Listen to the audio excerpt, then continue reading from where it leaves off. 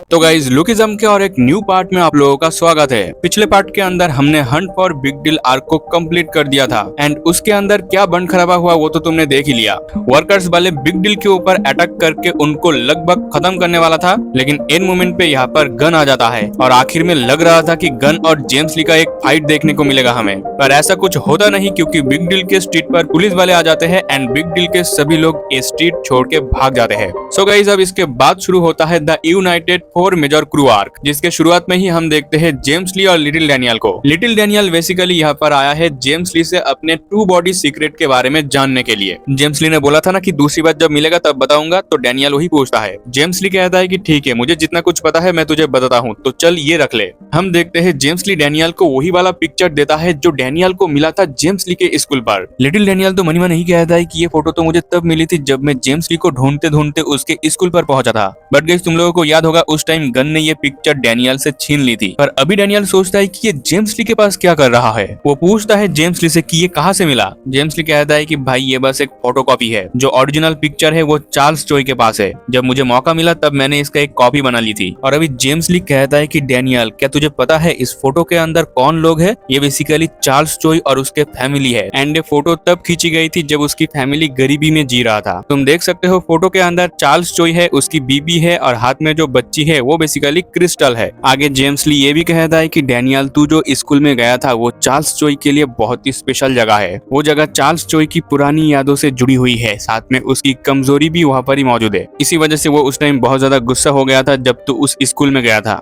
लेकिन डैनियल क्या तुझे ये चीज अजीब नहीं लगता? क्योंकि तू उस स्कूल में गया था अपने टू बॉडी सीक्रेट के बारे में जानने के लिए और पता नहीं कैसे वो स्कूल चार्ल्स चोई से कनेक्टेड है। डैनियल कहता है तो क्या इसका मतलब? जेम्स ली कहता है कि हाँ, चार्ल्स चोई को शायद पता है टू बॉडी सीक्रेट के बारे में। और डैनियल मैं तेरे ही तरह हूँ, मुझे भी अब तक कुछ नहीं पता। मैं भी टू बॉडी सीक्रेट के पीछे का राज ढूंढ रहा हूँ ताकि चार्ल्स चोई को टेक डाउन कर सकूं। और मुझे नहीं लगा था कि मैं तुझे इतनी जल्दी मेरा ऑब्जेक्टिव बता दूंगा। मैं तुझसे बात करने से पहले कुछ इन्फॉर्मेशन गैदर करना चाहता था, लेकिन चीजें हमेशा प्लान के हिसाब से नहीं होता। और मैंने तुझे कहा था फोर मेजर क्रू को यूनाइट करने के लिए, क्योंकि मैं देखना चाहता था कि तू मेरे साथ काम करने के लायक है भी या नहीं। लेकिन अल्टीमेटली यहाँ पर वर्कर्स वालों ने चार मेजर क्रू को यूनाइट कर दिया। लेकिन डैनियल तूने भी अपने आप को प्रूव किया है, तो तू मेरे साथ काम कर सकता है। एंड गाइस तुम लोग मुझे बताओ कि ये जेम्स ली को पता कैसे चला कि डैनियल के पास दो बॉडी है, क्योंकि अब तक तो डैनियल के पास दो बॉडी है ये बात सिर्फ चार्ल्स चोई जानता है। खैर जो भी हो, अभी जेम्स ली डैनियल से ही कहता है कि चल भाई मिल के दो बॉडी सीक्रेट के बारे में पता लगाते हैं। डैनियल तो सीधा सीधा कहता है कि पर तू तो वर्कर के साइड है। जेम्स ली कहता है कि अरे नहीं, ऐसा कुछ नहीं है, हम लोग तो बस एक दूसरे को इस्तेमाल कर रहे हैं। इस पर डैनियल पूछता है तो क्या तेरे पास कोई प्लान है? ऑब्वियसली जेम्स ली के पास प्लान है। वो अपने पॉकेट से एक फोटो निकाल के डैनियल को देता है और कहता है तू शायद इस बंदे से नहीं मिला होगा, क्योंकि ये एक प्री जनरेशन का बंदा है, इसका नाम है जिनयोंग पार्क, तुझे इसे ढूंढना होगा। और गाइस तुम देख सकते हो ये रहा जिनयोंग पार्क के प्राइम टाइम का फोटो। अब गाइस जेम्स ली बताता है कि हमें जिनयोंग पार्क को क्यों ढूंढना है, क्योंकि चार्ल्स चोई के साथ साथ जिनयोंग पार्क को भी टू बॉडी सीक्रेट के बारे में पता है। इनफैक्ट जेम्स ली कहता है कि शायद चार्ल्स चोई से भी ज्यादा पता होगा जिनयोंग पार्क को, तो हम लोग उसे ढूंढ लेंगे तो हमारा आंसर मिल जाएगा। सो गाइस जिनयोंग पार्क को ढूंढने का काम लिटिल डैनियल के ऊपर सौंप के जेम्स ली यहाँ से निकल जाता है। अब देखो गाइस अपना लिटिल डैनियल जिनयोंग पार्क से तो मिल चुका है, लेकिन वो अपने दूसरे बॉडी में मिला है। तुम्हें पता होगा अभी भी डैनियल का दूसरा बॉडी जिनयोंग पार्क के पास है। तो अभी लिटिल डैनियल सोचता है कि यार क्या मैं बता दूं जेम्स ली को इसके बारे में। वो जेम्स ली को यहाँ पर रोकता भी है। जेम्स ली कहता है कि क्या हुआ? डैनियल कहता है कि बस कुछ नहीं, वो मुझे हैप्पी न्यू ईयर कहना था। मतलब डैनियल अभी भी जेम्स ली के ऊपर उतना भरोसा नहीं करता, इसलिए वो नहीं बताता। जो भी हो, सीन अभी यहाँ से शिफ्ट होता है किसी के घर पर, जहाँ हम देखते हैं जेक को और साथ में यह लाइनमैन भी था जो उसके लिए खाना बना रहा है। थोड़ी देर में ही जेक को होश आता है एंड उसके बॉडी में काफी पेन हो रहा था। तुम्हें पता है बिग डील में कितना कुछ हुआ था उसके साथ। इवन जेक यहाँ पर ठीक से खड़ा भी नहीं हो पा रहा था, तो लाइनमैन आके उसे कंधा देता है। जेक पूछता है कि हम लोग है कहाँ पर? लाइनमैन बताता है कि हम लोग किसी के घर पर है। जेक पूछता है कि बाकी के मेंबर लोग कहाँ पर है? लाइनमैन कहता है कि उनके साथ मेरा कांटेक्ट नहीं हो पा रहा। जेक कहता है कि क्या उनके साथ कांटेक्ट नहीं हो पा रहा, इसका क्या मतलब हुआ? लाइनमैन यहाँ टीवी पर न्यूज चला देता है और हम देखते हैं कि टीवी पे न्यूज चल रहा था कि बिग डील के आधे से भी मेंबर को पकड़ लिया गया है। तो शायद जेरी, जेसन, ब्रैड वो सब लोग भी अरेस्ट हो गए होंगे। लाइनमैन कहता है सॉरी जेक, मुझे माफ कर देना, पर ऐसा लगता है कि वर्कर्स वाले बिग डील को पूरे तरीके से एलिमिनेट करना चाहता है एंड वर्कर्स वाले बहुत हद तक कामयाब भी हो चुके हैं। हम वर्कर्स के ऊपर ही आते हैं एंड इनका यहाँ पर मीटिंग चल रहा था। जहाँ यूजिन बड़ा खुश होकर कह रहा था कि चलो भाई, मैंने 4 मेजर क्रू को यूनाइट कर दिया है, हॉस्टल वाले अब हमारे साइड है और बिग डील को भी पुलिस वाले बहुत जल्दी पकड़ लेंगे। गुड वर्क, तुम सभी ने बहुत अच्छा काम किया। एंड इस टाइम हमारे रास्ते में कोई खड़ा नहीं है, तो अब टाइम आ चुका है हंट फॉर चार्ल्स चॉय की, क्योंकि देखकर लग रहा है कि चार्ल्स चॉय खुद को बचाने के लिए हमें डिस्ट्रॉय करना चाह रहा था। तो चलो अब फाइट करके दिखा देते हैं कि टॉप पर कौन बैठेगा। एंड गाइस, कुरोदा यहाँ पर चुपचाप बैठा हुआ था, तो यूजिन कहता है कि तेरा प्रॉब्लम क्या है, हमेशा तो कुछ न कुछ बकता रहता है, तो आज इतना उदास क्यों बैठा है। अब कुरोदा यहाँ पर थोड़ा उदास बैठा हुआ था एंड वो कहता है कि यार उसके बिना थोड़ा अजीब लग रहा है। अब किसके बिना? सैमुअल के बिना। यूजिन कहता है कि उसके बारे में भूल जा, वो अब वर्कर्स का पार्ट नहीं है, मैंने उसे एक चांस दिया था लेकिन उसने वो गवा दिया, वो बस अब हमारे लिए एक गद्दर के अलावा कुछ नहीं है। एंड गाइज, हम लोग सैमुअल को ही देखते हैं एंड इन लोगों ने यहाँ पर सैमुअल को देखो यहाँ उल्टा लटका दिया है, मतलब वर्कर्स वालों ने सैमुअल को भी पकड़ लिया है। अब वो कैसे, चलो हम फ्लैशबैक में देखते हैं। हम देखते हैं सैमुअल को पकड़ने के लिए वर्कर्स वालों ने व्हाइट टाइगर जॉब सेंटर को भेज दिया था। तुम देख सकते हो कि मैनेजर किम और सब लोग यहाँ पर सैमुअल को ढूंढ रहा है। सैमुअल इनसे बच-बचकर एक गलियों के अंदर छुप रहा था और तभी इस गली के अंदर उसे एक लड़की मिलती है और ये लड़की सैमुअल को देखकर कहती है कि यार तेरी हालत तो बहुत खराब है, लगता है तू इंज्योर्ड है। सैमुअल कहता है कि अरे कोई बात नहीं, मैं ठीक हूँ। ये कह के सैमुअल जा ही रहा था, तभी पीछे से ये लड़की सैमुअल के हाथ पर एक इंजेक्शन ठोक देती है एंड हमें पता चलता है कि ये लड़की basically white tiger job centre में ही काम करती है। इसका नाम है सेरा शिन। सैमुअल को यह बेहोश करके ये लड़की बाकियों को कॉल कर देती है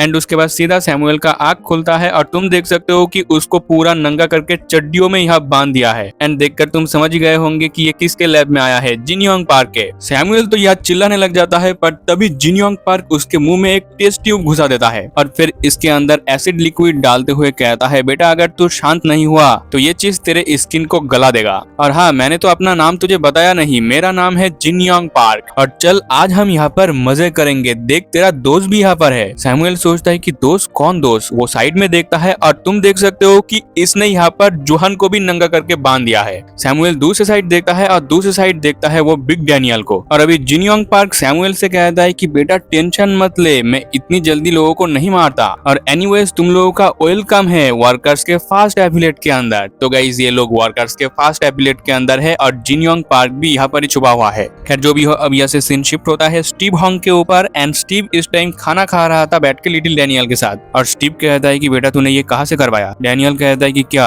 स्टीव कहता है कि ये प्लास्टिक सर्जरी तूने कहाँ से करवाया? डैनियल कहता है कि मैंने नहीं करवाया। स्टीव कहता है कि साले झूठ मत बोल, तुझे क्या लगता है कि मैं इस चीज पर बिलीव कर लूंगा? डैनियल कहता है कि यार मैं सच कह रहा हूँ, ये मेरे ट्रेनिंग का नतीजा है। स्टीव कहता है कि भाई तू ये कहाँ से ले रहा है इतना अच्छा ट्रेनिंग, तेरा लुक हाइट दोनों बढ़ गए हैं। लेकिन जो भी हो, अब तू काफी बदल चुका है, देखकर लगता है कि अब तू काफी बड़ा हो गया है। और हाँ, मैंने सुना है कि 4 मेजर क्रू को यूनाइट करवा दिया है वर्कर्स वालों ने, तो अब तेरा प्लान क्या होगा? डैनियल यहाँ पर अपना प्लान बता देता है और उसका प्लान यही है कि वो अपना एक न्यू क्रू शुरू करने वाला है, जो उसने बहुत पहले गन को भी बताया था। हम देखते हैं डैनियल एक यूथ कंस्ट्रक्शन साइड में आता है एंड यहाँ पर 2 बंदे हैं जो उसके क्रू में ज्वाइन होने के लिए रेडी है। एक तो है वास्को और दूसरा है जैकली। लेकिन वर्कर्स वालों को टेक डाउन करने के लिए इतना काफी नहीं होगा, तो डैनियल कहता है कि मैंने एक और बंदे को भी यहाँ पर बुलाया है जो हमारे क्रू का एक मेंबर बनना चाहता है। एंड हम देखते हैं वो और कोई नहीं जे है। एंड देखो, तुम लोग बहुत दिनों से बोल रहे थे ना कि जे कहाँ पर है, जे कहाँ पर है, लो आ गया अपना रिच बंदा, बाबू साहेब इज हियर। अब देखो, जे को लड़ते हुए ना तो वास्को ने देखा है और ना ही जैक ने, तो ये दोनों ही यहाँ पर यही कहता है कि जे क्या तू सच में हमारा क्रू ज्वाइन करना चाहता है? ये डेंजरस हो सकता है तेरे लिए। लिटिल डैनियल भी यही कहता है कि हाँ, चीजें बहुत मुश्किल हो सकती है, डेंजरस भी हो सकता है, तो क्या जे तब भी तू हमारा क्रू ज्वाइन करना चाहता है? लिटिल डैनियल ने ये पूछा और तभी जे को वो सभी पुराने मेमोरीज याद आ जाता है जो उसने बिग डैनियल के साथ बिताई थी एंड वो यहाँ पर हाँ कह देता है कि मैं ज्वाइन करूंगा।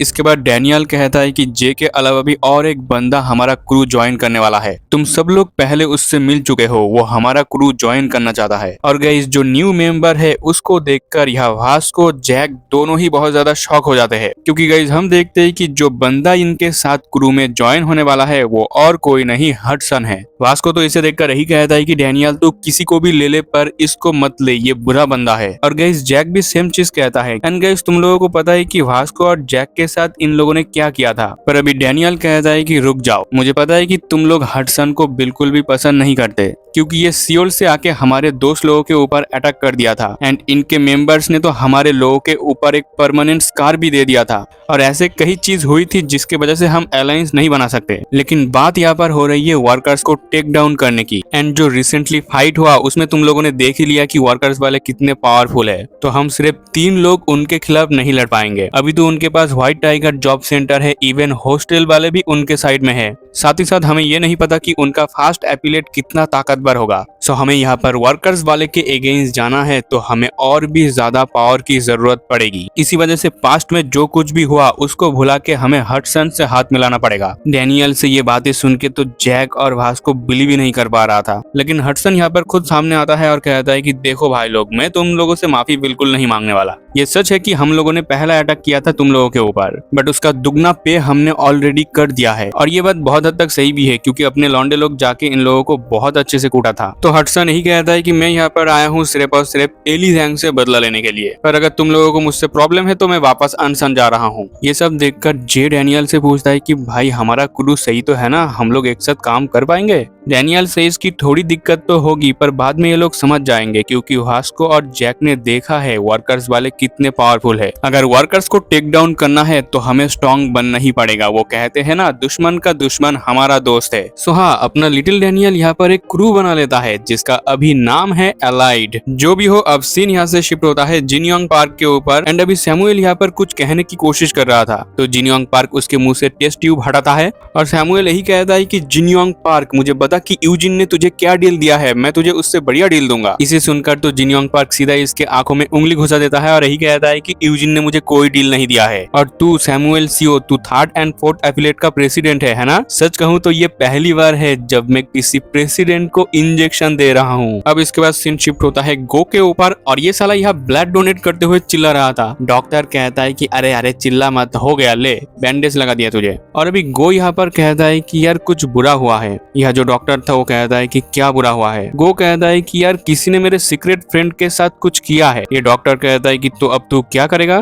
गो कहता है कि यार मैं सोच रहा हूँ कि मैं जाके उसे मार डालूं, लेकिन प्रॉब्लम ये है कि मैं मारूंगा किसे? एंड गाइस, गो यहाँ पर अपने सीक्रेट दोस्त की बात कर रहा है तो शायद ये सैमुएल हो सकता है। खैर अभी सीन शिफ्ट होता है शाओलोंग के ऊपर जो इस टाइम प्लेन में बैठ के कहीं पर जा रहा है। एंड इस टाइम हमें दिखाया जाता है कि जब शाओलोंग जेक के साथ कूद गया था बिल्डिंग के साथ, उस टाइम एक्चुअली में वहाँ पर हुआ क्या था। जब ये दोनों बिल्डिंग से कूद गए थे उस टाइम शाओलोंग ने जेक को थैंक यू कहा था कि भाई तेरी वजह से मैं वीबी को अपना फीलिंग बता पाया और अब मैं यहाँ पर आया हूँ फाइटिंग के अंदर मर जाऊंगा ताकि वीबी को और ज्यादा दुख ना सहना पड़े। ये सुन के उस टाइम जेक ने डिसाइड कर लिया कि वो शाओलोंग को बचाएगा। वो शाओलोंग को पूरा कवर कर लेता है ताकि गिरने के बाद डैमेज जेक के ऊपर ज्यादा आए। शाओलोंग को तो समझ में नहीं आ रहा था कि जेक ऐसा क्यों कर रहा है, तो जेक यही कहता है कि भाई तू इसके वजह से यहाँ पर मरने वाला है? तू पागल है क्या? तू चियोन गार्ड है, तेरा काम है प्रोटेक्ट करना, तो जा जाके वीबी को प्रोटेक्ट कर। तो हाँ, कुछ ऐसा ही हुआ था उस टाइम। एंड अभी भी शाओलोंग जेक को थैंक यू कहता है। इसके बाद सीन शिफ्ट होता है, हम आते हैं वीबी के शादी पर। वीबी का इस टाइम शादी हो रहा है उस रिच बंदे से। ये बंदा इस टाइम वीबी को अंगूठी पहनाने वाला था। एंड तुम लोग सीधा सीधा देख पा रहे हो कि इस शादी से वीबी बिल्कुल भी खुश नहीं है। लेकिन जो भी हो, वीबी यहाँ पर रिंग पहने उससे पहले वो देखती है कि उसका शाओलोंग यहाँ पर आ चुका है और लौंडा पूरा तैयारी में आया है, उसके साथ उसका तलवार भी है। वीबी तो शाओलोंग को देखकर दौड़ के आती है एंड उसे गले लगा लेती है। शाओलोंग पूछता है, वीबी क्या तू मेरे साथ रहने के लिए तैयार है? वीबी कहती है, हाँ मैं तैयार हूँ। शाओलोंग सेज कि हम लोग अब से गरीबी में जीने वाले हैं, क्या तू तब भी तैयार है?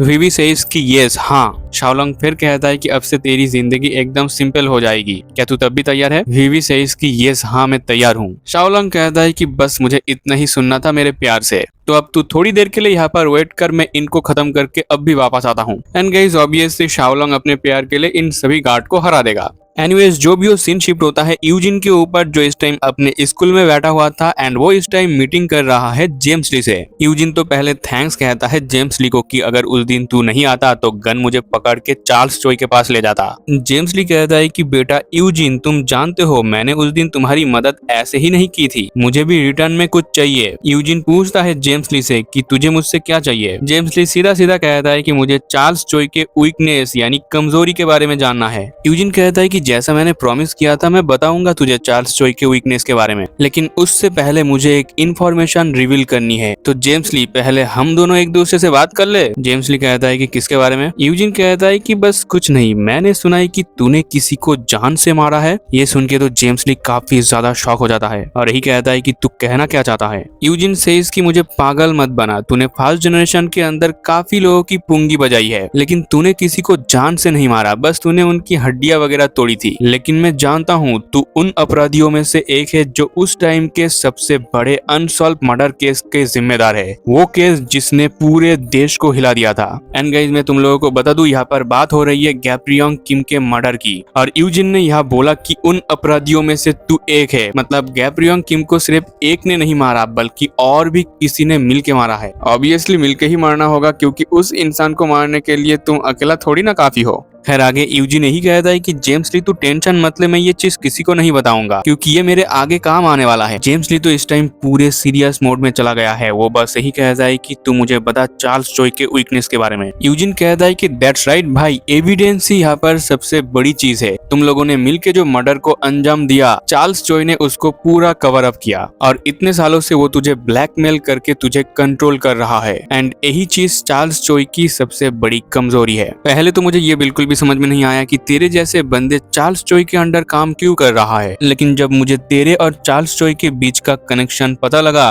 तब मुझे सब कुछ समझ में आया। इसे सुन के जेम्स ली कहता है कि यूजिन, वो जो इंसिडेंट हुआ था वो सिर्फ चार्ल्स चोई का वीकनेस नहीं है, वो मेरा भी वीकनेस है। अगर वो सामने आ गया तो मैं भी डिस्ट्रॉय हो जाऊंगा। एंड बेटा तू यहाँ पर मेरे सामने ऐसी बातें कर रहा है, तुझे क्या लगता है कि मैं तेरे को नहीं मार सकता? यूजिन सीधा जेम्स ली के पास आता है और कहता है कि ठीक है चल कोशिश करके देख ले, क्योंकि इस टाइम जो हमारा ये मीटिंग है ये एक ऑफिशियल मीटिंग है मेरे कैलेंडर के अंदर। अगर मैं यहाँ मर गया तो सब कुछ लीक हो जाएगा और उसके बाद क्या तू जेम्स ली सब कुछ हैंडल कर पाएगा? तो बेहतर यही होगा कि मुझे मारने से अच्छा तू मुझसे हाथ मिला ले, हम लोग मिलके चार्ल्स चोई को मारेंगे। अगर मुझे कुछ करना होता तो मैं कब का तेरे अगेंस्ट यूज कर लेता, पर मैं सही में चाहता हूँ कि तू मेरे साइड में आ जाए। आगे यूजिन कहता है कि देख मुझे पता है चार्ल्स चोई बहुत ही हरामी बंदा है, नो डाउट कि उसने पहले ही प्लान बना के रखा है कि वो अपने पूरे जिंदगी में तुझे इस्तेमाल करेगा, इसीलिए तूने जो मर्डर कमिटेड किया था उसका सबूत जरूर उसके पास है। अगर तुझे इन सभी चीजों से बाहर निकलना है तो तुझे पहले चार्ल्स चोई को एलिमिनेट करना होगा, उसे जान से मारना होगा। लेकिन हाँ, उसकी मौत के बाद भी तेरी वीकनेस तब भी रहेगी, बट मैं वादा करता हूँ कि मैं वो सब कुछ एविडेंस क्लियर कर दूंगा। इसे सुन के जेम्स ली कहता है ऐसा लगता है कि तू मुझे यूज करना चाहता है चार्ल्स चोई को मारने के लिए, उसके बाद तू मेरे वीकनेस को मेरे ही खिलाफ फिर से इस्तेमाल करेगा। यूजिन कहता है ऐसा नहीं होगा, मैं चार्ल्स चोई की तरह नहीं हूँ, मैं तेरे लिए उस अनसॉल्व मर्डर को सॉल्व कर दूंगा। मतलब गैब्रियोंग किम की जो मर्डर केस है वो अनसॉल्व थी उस टाइम, जो पूरे नेशन को हिला दिया था।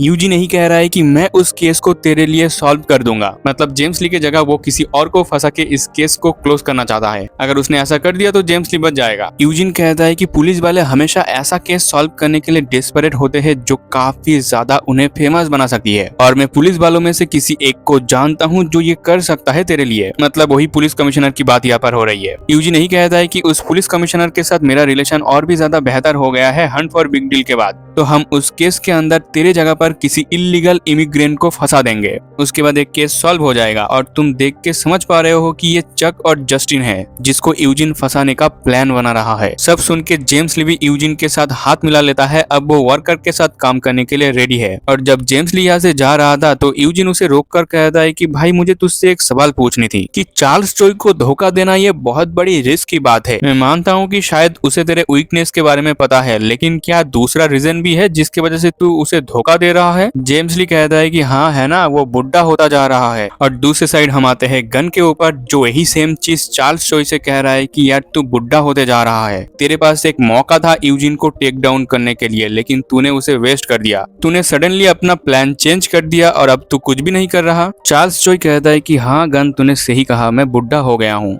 और गाइस यहाँ तक कि लुकिज्म के कुछ फ्यूचर सेटअप फिर से क्रिएट कर दिया गया। तो अब इसके बाद शुरू होता है हॉलीडे आर्क, जिसकी शुरुआत होती है लिटिल डैनियल के होम टाउन से। वो वापस अपने होम टाउन में आया है एंड तुम देख सकते हो कि ये उसके होम टाउन के पुलिस लोग हैं जो यहाँ फुटबॉल के साथ खेल रहा था एंड ये बॉल सीधा आके रुकता है लिटिल डैनियल के सामने। ये लोग कहता है कि भाई जरा बॉल पास करना। ऑब्वियसली ये लोग लिटिल डैनियल को पहचान नहीं पाता क्योंकि वो काफी बदल चुका है। एंड यहाँ पर हम देखते हैं लिटिल डैनियल के मॉम को भी, जो यहाँ पर कूड़े और कचरे के ढेर को लेके जा रही थी। और ये पुलिस लोग उसके मॉम की इंसल्ट कर देता है यहाँ पर उसके सामने। डैनियल को इतना गुस्सा आता है कि वो सीधा ये फुटबॉल एक बंदे के मुंह पर दे मारता है। जो दूसरा बंदा था वो भिड़ने के लिए आ रहा था, पर डैनियल कहता है कि साले निकल इधर से। और इनके साथ जो ये लड़की थी, देखो ये शर्मा रही है अपने लिटिल डैनियल को देखकर। खैर जो भी हो, इन सबको भगा के डैनियल जाता है अपने मॉम की मदद करने, और उसकी मॉम उसे पहचान ही नहीं पाती। उल्टा उसकी मॉम यही कहती है कि बेटा मेरी मदद करने की जरूरत नहीं है। डैनियल पूछता है कि मैम क्या आप फाइनेंशियली थोड़े दिक्कत में चल रहे हो? डैनियल की मॉम कहती है कि अरे नहीं नहीं, ऐसा कुछ नहीं है, मेरा बेटा तो बहुत पैसा भेजता है मुझे, इतना पैसा भेजता है कि मुझे पता ही नहीं चलता कि मैं इतना पैसा रखूं कहाँ पर। लेकिन उसके इतने मेहनत से कमाए हुए पैसे को मैं ऐसे ही खर्च नहीं कर सकती, इसलिए मैं ये काम करती हूँ ताकि मेरा भी थोड़ा बहुत वर्कआउट हो जाए।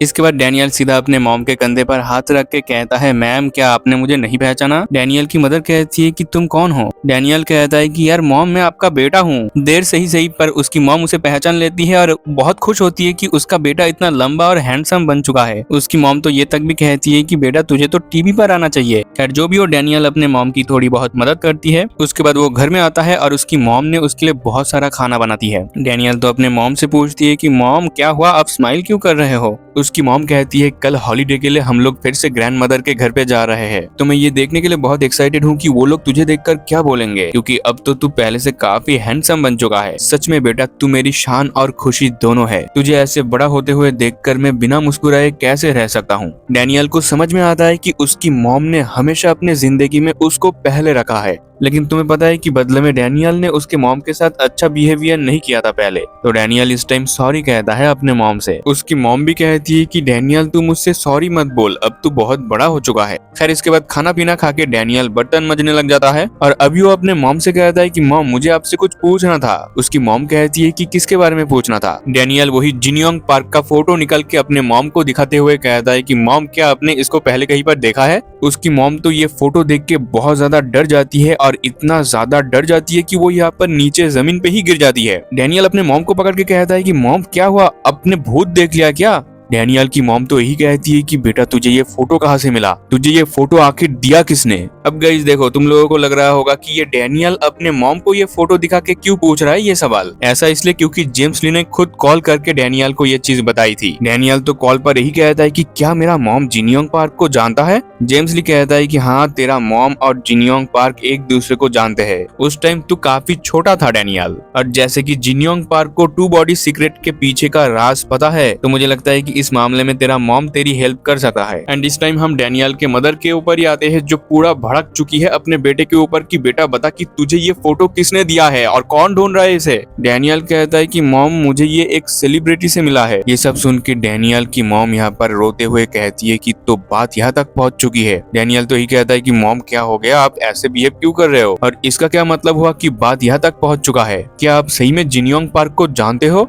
डैनियल की मदर कहती है कि जिनियोंग पार्क सब कुछ खो दिया था सिर्फ और सिर्फ उसके वजह से, उस कमीने के वजह से। अगर वो कमीना नहीं होता तो शायद जिनियोंग पार्क इसके आगे सीधा उसकी मॉम डैनियल को गले लगा लेती है और यही कहती है कि बेटा तू सियोल वापस मत जा, तू यहाँ पर ही मेरे साथ रह जा। मैं तुझे सब कुछ बताना चाहती हूँ, लेकिन मुझे डर है कि मैंने ये सब कुछ बता दिया तो तुझे बहुत ज्यादा दुख पहुंचेगा। तो गाइस इससे पता चलता है कि डैनियल के मॉम को कुछ तो पता है पर वो नहीं बताना चाहती। जो भी हो, रात के टाइम पे जब उसकी मॉम सो जाती है तब डैनियल अपने फैमिली फोटोज को देखने लगता है। एंड हमें यहाँ पता लगता है कि डैनियल जानता है उसका डैड कैसा दिखता है, एंड वो जिनियोंग पार्क तो बिल्कुल भी नहीं है, क्योंकि उसके पास उसके मॉम के शादी के फोटो है, जहाँ पर तुम देख सकते हो ये रहा उसका बाप और उसकी मॉम। डैनियल अपने मन में यही कह रहा था कि जब मैं बहुत छोटा था तब मेरा डैड मर गया था। मुझे डेफिनेटली याद है कि वो कैसे दिखते थे, और वो जिनियोंग पार्क के तरह कमीना बंदा तो बिल्कुल नहीं था। लेकिन तभी ना गाइस डैनियल को यह फैमिली फोटो के अंदर एक ऐसा तस्वीर दिखाई देता है जिसे देखकर बंदा काफी ज्यादा शॉक हो जाता है, क्योंकि इस फोटो के अंदर वो देखता है उसके बाप के साथ है जिनियोंग पार्क। डैनियल तो ही कहता है कि यार मेरा बाप इसके साथ क्या कर रहा है। और दूसरी साइड डैनियल की मॉम यहाँ पर सो रही थी, जो नींद में भी यही कह रही थी कि डैनियल तुझे उस हरामखोर बंदे से थोड़ा सावधान रहना होगा। खैर इसके बाद सीन शिफ्ट होता है जेक के ऊपर, जो इस टाइम अभी थोड़ा ठीक हुआ है। एंड अभी हम देखते हैं लाइनमैन भी यहाँ पर आता है। जेक उससे हालचाल पूछता है और लाइनमैन कहता है कि भाई हालचाल खराब है। हम लोग ऑफिशियल तरीके से वांटेड लिस्ट में आ चुके हैं और मुझे बाकियों के बारे में भी कोई इन्फॉर्मेशन नहीं मिला। सैमुअल और जोहान को तो वर्कर्स वालों ने कैप्चर कर लिया है। अगर वो पुलिस स्टेशन में होते तो हमें इन्फॉर्मेशन मिलता। अब जैसे कि उन्हें वर्कर्स ने कैप्चर कर लिया है तो हमें पता भी नहीं है कि वो लोग कहाँ पर है। अब ये सारी बातें सुन के जेक को थोड़ा बुरा लगता है। वो सोचता है कि यार ये सब मेरी ही गलती है, मैंने ही सैमुअल और जोहान को इस चीज में घसीटा। मेरे प्लान की वजह से वो दोनों खतरे में पड़ गए, तो मुझे उन दोनों को कैसे भी करके बचाना होगा। पर बंदा अपने मन में ये भी कह रहा था कि यार क्या सच में मैं उन दोनों को बचा भी पाऊंगा, क्योंकि मैं खुद बिग डील को नहीं बचा पाया तो मैं उन दोनों को खाक बचाऊंगा। तभी यहाँ पर एक बंदा आता है। जेक पूछता है कि ये कौन है। लाइनमैन कहता है कि यार इतने दिनों से हम इसके ही घर में रुके हुए थे, इसने हमारी बहुत मदद की पुलिस वालों से बचने में। जेक इसे थैंक यू कह के ही बोलता है कि मुझे नहीं पता कि मैं तेरे इस एहसान को कैसे चुकाऊंगा। ये जो बंदा है ये कहता है कि उसकी कोई जरूरत नहीं है, मैं बस यहाँ पर मेरा एहसान चुका रहा हूँ क्योंकि तेरे डैड ने मेरी बहुत मदद की थी। तू जेक किम है ना? तुझसे मिलकर अच्छा लगा। मैं हूँ लाइटिंग चोई ऑफ गैब्रियोंग किम फिस्ट गैंग। तो आज प्री जनरेशन के और एक बंदे को तुमने देख लिया। खैर अब इसके बाद सीन शिफ्ट होता है डैनियल के ऊपर और डैनियल अपने मॉम के साथ जा रहा है ग्रैंडमदर के घर पर। और डैनियल अपने मन में ही सोचता है कि यार जेम्स ली ने मुझे कहा है टू बॉडी सीक्रेट के बारे में पता लगाने के लिए, साथ में जिनियोंग पार्क को भी ढूंढने के लिए बोला है, जो ऑलरेडी मुझे पता है जिनियोंग पार्क कहाँ पर है। लेकिन मैं जेम्स ली के ऊपर भरोसा नहीं करता तो मैं उसे नहीं बता सकता,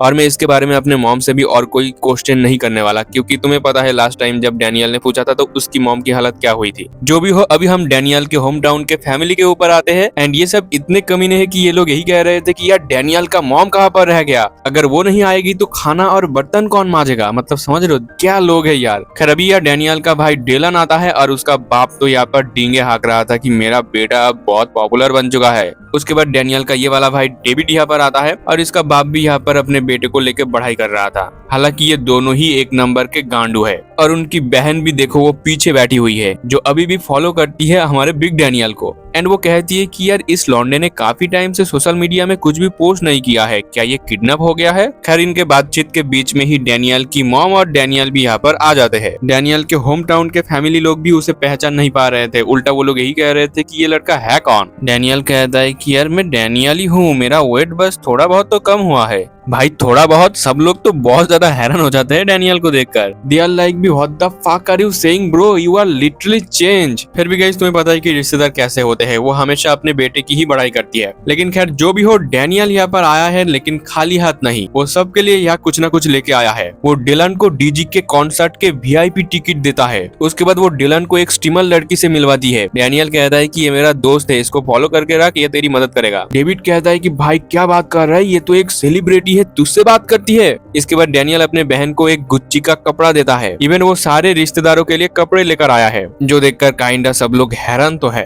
वही डैनियल की मॉम के चेहरे पर एक अलग ही नूर थी, वो अपने बेटे के ऊपर काफी ज्यादा प्राउड फील कर रही थी इस टाइम। फिर इसके बाद डैनियल जाता है अपने ग्रैंडमा से मिलने। ग्रैंडमा तो यही कहती है कि मेरे बच्चे लोग यहाँ आ गए क्या। डेविड कहता है कि ग्रैंडमा आपके बच्चे नहीं, आपके ग्रैंडसन यहाँ पर आए हैं, देखो डैनियल यहाँ आया है आज। डैनियल अपने मन में सोच रहा था कि इस होम टाउन में मेरा सिर्फ ग्रैंडमा ही है जो मुझसे प्यार करती है। और गाइस तुम लोगों को शायद याद होगा लास्ट टाइम का वो सीन। खैर अभी डैनियल जैसे ही अपने ग्रैंडमा के पास आके कहता है कि ग्रैंडमा ये मैं हूँ डैनियल, तो अचानक उसका ग्रैंडमदर उसके ऊपर चढ़ जाती है एंड डैनियल को पीटते हुए यही कहती है कि तेरी हिम्मत कैसे हुई तेरे इस चेहरे को दोबारा दिखाने की जिनियोंग पार्क। एंड लिटरली भाई यहाँ पर सस्पेंस बहुत बढ़ता जा रहा है। डैनियल के ग्रैंडमदर को भी पता है जिनियोंग पार्क के बारे में। अभी उसके ग्रैंडमा को संभालने डेविड और डेलन आता है और उसकी ग्रैंडमदर यहाँ पर ये तक भी कह देती है कि उसके वजह से मेरा बेटा मरा है, उसने मेरे बेटे को मार डाला, मेरा बेटा आज जिंदा होता अगर वो उससे नहीं मिलता तो। मैंने मेरे बेटे को कितने बार कहा था कि उससे दूर रहना। ये सब सुन के तो डैनियल के मन में सस्पेंस और भी ज्यादा बढ़ता जा रहा था कि क्या जिनियोंग पार्क ने मेरे डैड को मार डाला। जो भी हो, डेलन तो डैनियल से कहता है कि भाई तू यहाँ से बाहर चला जा। तो डैनियल यहाँ से बाहर चला जाता है एंड वो बाहर जाके बाकी के जो फैमिली मेंबर है उनसे पूछता है जिनियोंग पार्क के बारे में, लेकिन उसके इस रिलेटिव्स को घंटा पता नहीं है जिनियोंग पार्क है कौन। तो डैनियल यहाँ पर बैठ जाता है और भी सारे फैमिली फोटोज देखने के लिए, पर उसे यहाँ ज्यादा कुछ क्लू नहीं मिलता। एंड तभी उसकी मॉम यहाँ पर आती है और यही कहती है कि डैनियल तुझे किसने पीटा। डैनियल कहता है कि वो ग्रैंडमा ने मुझे पीटा है। डैनियल की मॉम कहती है कि दादी ने तुझे मारा है, लेकिन दादी तो तुझे बहुत प्यार करती है। अब देखो डैनियल यहाँ सीधा सीधा अपने मॉम से पूछता है कि क्या जिनियोंग पार्क ने मेरे डैड को मार डाला है। ये चीज दादी ने मुझे बताया कि जिनियोंग पार्क ने मेरे डैड को मार डाला था। मुझे नहीं पता कि सच क्या है, तो मॉम प्लीज मुझे सच बताइए। एंड फाइनली डैनियल की मॉम यहाँ पर उसको सारा सच्चाई बता देती है। पहले तो वो कहती है कि जिनियोंग पार्क ने तेरे डैड को नहीं मारा था, तेरे डैड बेसिकली एक बीमारी से मरे थे। मैं ये तुझे सब कुछ पहले नहीं बताना चाहती थी क्योंकि मुझे डर था कि अगर मैंने तुझे सब कुछ सच्चाई बता दी तो कोई तेरे पीछे पड़ जाएगा। डैनियल पूछता है कि ऐसा कौन है जो मेरे पीछे पड़ जाएगा। डैनियल की मॉम यहाँ सीधा सीधा कहती है चार्ल्स चोई। चार्ल्स चोई नाम का एक बंदा है जो अपने लक्ष्य को पूरा करने के लिए किसी भी हद तक जा सकता है। उसके आंखों के सामने अगर कोई मर भी रहा होगा तो उसे घंटा फर्क नहीं पड़ता। सो बेटा अगर तू उससे उलझ गया तो तू खतरे में पड़ जाएगा और मैं ऐसा होते हुए बिल्कुल भी नहीं देख पाऊंगी। इवन आगे डैनियल की मॉम ये भी कहती है कि डैनियल देख, आई नो कि तू बहुत ज्यादा फ्रस्ट्रेटेड है, पर एक बार तू ये सब चीज मेरे पॉइंट ऑफ व्यू से भी सोच कर देख। अगर तुझे कुछ हो गया तो मैं क्या करूंगी। अब इसके बाद डैनियल रात के टाइम अपने मनी मन सोच रहा था कि ये मांजरा क्या है। क्या मेरा मॉम चार्ल्स चोई से पहले मिल चुका है और क्या चार्ल्स चोई भी जिनियोंग पार्क को ही ढूंढ रहा है। इन सभी सवालों का जवाब ढूंढने अगले दिन खुद ही चला जाता है डैनियल पुलिस स्टेशन पर, जहाँ उसे एक पुलिस वाला बताता है कि यार हमारे पास जिनियोंग पार्क का कोई रिकॉर्ड नहीं है। एंड गाइस अभी जो ये पुलिस वाले के पास एक गाय है ये उसके ऊपर हक देता है और फिर इसके बाद ये पुलिस वाला डैनियल से पूछता है कि वैसे तू आया कहाँ से है। डैनियल बोलता है कि यार मैं अभी सियोल से आया हूँ। ये पुलिस वाला कहता है अच्छा तो तू सियोल से यहाँ पर आया है जिनियोंग पार्क को ढूंढने के लिए। डैनियल सेज कि हाँ मैं उसे ही ढूंढने आया हूँ। तभी यह एक बंदा आता है जो इस पुलिसमैन के पास से इस गाय को ले जाता है। एंड अब ये पुलिस वाला डैनियल से कहता है कि यार I am sorry, I wish कि मैं तेरा कोई हेल्प कर सकता। आखिर तू सियोल से यहाँ पर आया है इतनी दूर मेहनत करके, लेकिन मैं यहाँ पर तेरी कोई मदद नहीं कर पाऊंगा। फिर भी एटलीस्ट तू पुलिस स्टेशन आया है तो कोई चाय या कॉफी पी के जा। डैनियल कहता है कि इसके लिए शुक्रिया पर मुझे नहीं चाहिए, मेरा और भी कुछ प्लान है। एंड अभी हम देखते हैं कि इन दोनों की बातें यहाँ पर कोई छुपके से पीछे सुन रहा था। जो भी हो अब डैनियल यहाँ से जा रहा था और अपने मनी में नहीं सोच रहा था कि यार मुझे कोई नहीं बताएगा जिनियोंग पार्क के बारे में, तो क्या मैं फिर से दादी से जाके पूछूं। यार उनसे पूछूंगा तो वो फिर से अपसेट हो जाएगी। डैनियल ये सब सोच रहा था तभी उसके सामने कुछ मुस्टंडे बंदे लोग आ जाते हैं। एंड ये बंदा डैनियल से पूछता है क्या तू जिनियोंग पार्क को ढूंढ रहा है। डैनियल भी लाइक सॉरी तुमने क्या बोला। ये बंदा फिर से वही चीज कहता है क्या तू जिनियोंग पार्क को ढूंढ रहा है। और डैनियल आगे कुछ बोल पाए उससे पहले ये सारे बंदे डैनियल को घेर लेता है। इवन एक बंदा तो डैनियल के सर पर फावड़ा देके मारता है। इसके बाद सीन शिफ्ट होता है एक फैक्ट्री के अंदर, जहाँ एक बंदा कहता है क्या उन लोगों ने अपना काम शुरू कर दिया है। दूसरा बंदा कहता है कि हाँ मुझे उन लड़कों से कॉल आया था, उन लोगों ने कहा कि काम शुरू हो चुका है। अब जो बंदा कॉल पे ये चीज पूछ रहा था कि हमारे लड़कों ने काम शुरू कर दिया है या नहीं, वो ये बंदा है, इसका नाम है जीहन क्वाक। ये सेकंड जनरेशन का लौंडा है। ये कॉल पर कहता है क्या तूने कंफर्म किया कि वो सच में जिनियोंग पार्क को ही ढूंढ रहा था, तुम लोगों ने कोई गलत लौंडे को पीट तो नहीं दिया। कॉल पर बंदा कहता है कि हाँ हाँ हमारे लड़कों ने कंफर्म किया था, ये वही बंदा है। एंड अभी इसके सामने और एक बंदा बैठा हुआ था जो कहता है कि यार शांत हो जा, हमारे लड़के लोग संभाल लेंगे उसे। और ये जो बंदा है इसका नाम है जी बियम क्वाक, ये भी सेकंड जनरेशन का लौंडा है। एंड अभी इसके पास एक बंदा आके कहता है कि सर हमारे लिए एक प्रॉब्लम है। एंड गाइस वो प्रॉब्लम क्या है, वो और कोई नहीं अपना डैनियल है। और अभी हम देखते हैं ये सारे लोग एक साथ डैनियल के ऊपर अटैक करते हैं। तभी हमें यहाँ एक फ्लैशबैक दिखाया जाता है जब डैनियल ट्रेनिंग कर रहा था गन के अंडर। ऑब्वियसली वो इस टाइम गन से पिट के यहाँ पर पड़ा हुआ है और गन उससे कहता है कि जैसे मल्टीपल ओपोनेंट्स एक साथ अटैक करते हैं ठीक वैसे ही मैंने अभी तेरे ऊपर अटैक किया, तो चल बेटा बता कि कैसा फील हुआ तुझे ये। डैनियल से इसकी यार बहुत बेकार था, मुझे नहीं लगता कि मल्टीपल ओपोनेंट के साथ मैं लड़ पाऊंगा, इससे अच्छा तो मैं उनसे एक एक करके लड़ लूंगा। ये बात सुन के गन सीधा डैनियल के पेट पर एक जोरदार किक मारता है और गन कहता है कि साले गधे के बच्चे तूने मुझसे सब कुछ सीख लिया और इसका मतलब ये है कि डैनियल पार्क तू आज से बिल्कुल भी नहीं हार सकता, चाहे कितने भी लोग तेरे ऊपर अटैक क्यों ना करे। तो हाँ गन ने जो ट्रेनिंग दिया था डैनियल को वो यहाँ पर काम आ रहा है। तुम देख पा रहे हो डैनियल सबको उड़ा रहा है, लिटरली वो यहाँ पर कुत्तों की तरह इनको पीट रहा था भाई साहब। और अभी डैनियल एक को पकड़ के कहता है कि साले बता कि तुझे यहाँ पर किसने भेजा है। तभी सीन शिफ्ट होता है इन दोनों के ऊपर। ये दोनों तैयार हो रहे थे और इनसे मिलने यहाँ पर कोई यहाँ आया है जिसे देखकर बाकी के लोग यहाँ पर सर झुका लेते हैं।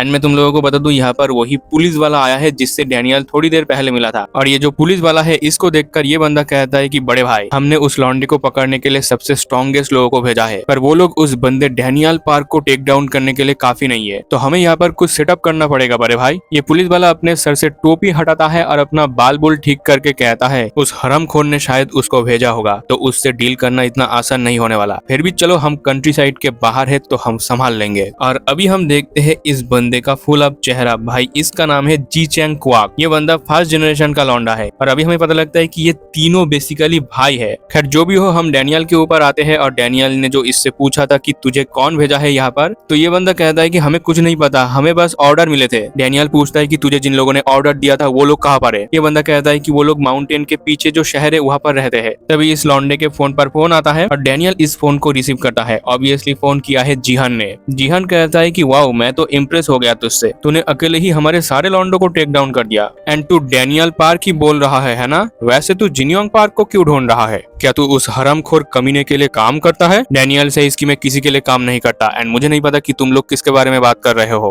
और वैसे तुम हो कौन और तुमने मेरे ऊपर अटैक क्यों करवाया? वैसे बताने की जरूरत नहीं, मैं तुमसे आमने सामने मिलकर ही पूछ लूंगा ये बात। जिहान कहता है अच्छा ठीक है, अगर तू मुझ तक पहुंच सकता है तो पहुंच के दिखा। अब इसके बाद सीन शिफ्ट होता है, हम उस अंकल के ऊपर आते हैं जो पुलिस स्टेशन के पास से गाय को लेकर गया था। एंड इस टाइम ट्रैक्टर चला रहा है और इसके ट्रैक्टर में बैठा है डैनियल। बेसिकली ये डैनियल को लिफ्ट दे रहा है। थोड़ी बातचीत भी यहाँ पर हो रही थी। डैनियल कहता है कि मैं सियोल से हूँ, ये चाचा भी कहता है कि हाँ मैं भी सियोल से हूँ। इसके बाद ये चाचा डैनियल को उस पहाड़ के पीछे वाले शहर में पहुंचा देता है जहाँ पर सब लोग रहते हैं। सीन अभी इसके अंदर शिफ्ट होता है, हम देखते हैं जिहान को और इस टाइम उसके पीछे उसका भाई जीबियोम आया है। और तुम देखो ये बंदा यहाँ पर जंगली सुअर मार के लाया है। और अभी ये जीबियोम पूछता है अपने भाई जिहान से कि तूने डैनियल पार्क को कहाँ भेजा है। जिहान कहता है मैंने उसे माउंटेन के पीछे वाले शहर में भेजा है। जीबियोम कहता है कि यार तूने कुछ ज्यादा ही कर दिया उसके साथ। अब ऐसा क्यों? बिकॉज पहाड़ के पीछे वाले शहर में ये बंदा रहता है एंड ये यहाँ पर जंगली कुत्तों के साथ रहता है भाई। एंड अभी हम देखते हैं कि ये बंदा अपने जंगली कुत्तों के साथ डैनियल के ऊपर अटैक कर देता है। और देखो ये वुल्वरीन का सेकंड कॉपी डैनियल के ऊपर हमला किया है। तुम्हें लगता है ये डैनियल को हरा पाएगा? वो तो पता नहीं, पर जीबियोम एंड जिहान को लग रहा था कि डैनियल का खेल तो खत्म, वो कुत्तों का खाना बनने वाला है। एंड जिहान कहता है कि वो लड़का कितना गधा है, हमने कहा उसे माउंटेन के पीछे वाले शहर में जाने के लिए और वो वहां पर चला गया।